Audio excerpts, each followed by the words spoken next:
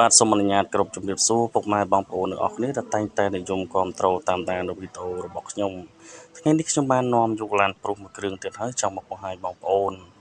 ឡាននេះដែរគឺជាប្រភេទឡានព្រុសដែលផលិតនៅឆ្នាំ2010ជាប្រភេទឡាន Option 4ជាប្រភេទឡានសូឡាឡាននេះដែរគឺជាឡានដែលមានពណ៌ទឹកមាសជាប្រភេទឡានក្រដាស់ពុនបើសិនជាបងប្អូនពេញចិត្តស្រឡាញ់នៅឡានប្រភេទនេះសូមបងប្អូនធ្វើការទំនាក់ទំនងមកខ្ញុំផ្ទាល់តាមរយៈលេខទូរស័ព្ទក៏ដូចជា Telegram របស់ខ្ញុំផ្ទាល់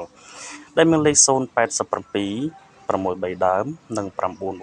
924សម្រាប់បងប្អូនដែលមានបំណងចង់ទិញដាច់ឬបងរំលោះបងប្អូនអាចអញ្ជើញមកទីតាំងឃ្លាំងរបស់ខ្ញុំផ្ទាល់បាន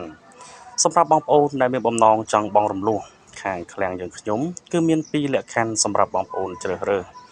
លក្ខខណ្ឌទី1បងប្អូនអាចសិក្សាបងរំលោះជាមួយនឹងធនាគារចំពោះលក្ខខណ្ឌទី2បងប្អូនអាចសិក្សាបងរំលោះជាមួយនឹងឃ្លាំងផ្ទាល់បានតែម្ដងសម្រាប់បងប្អូនដែលមានបំណងចង់បងរំលោះបងប្អូនគ្រាន់តែមានឯកសារពីរសន្លឹកមានតែអត្តសញ្ញាណប័ណ្ណនិងសភៅគ្រួសារថតចម្លងតែប៉ុណ្ណោះ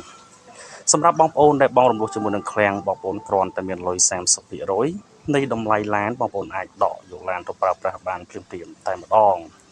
សម្រាប់ឃ្លាំងយើងខ្ញុំមិនប្រកាន់នៅមុខរបរបងប្អូនដែលមានបំណងចង់បងរំលោះឡើយ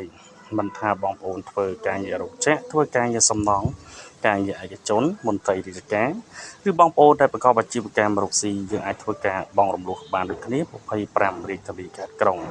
នៅពេលនេះសូមអរគុណសូមជម្រាបលាជួបគ្នានៅវីដេអូក្រោយជា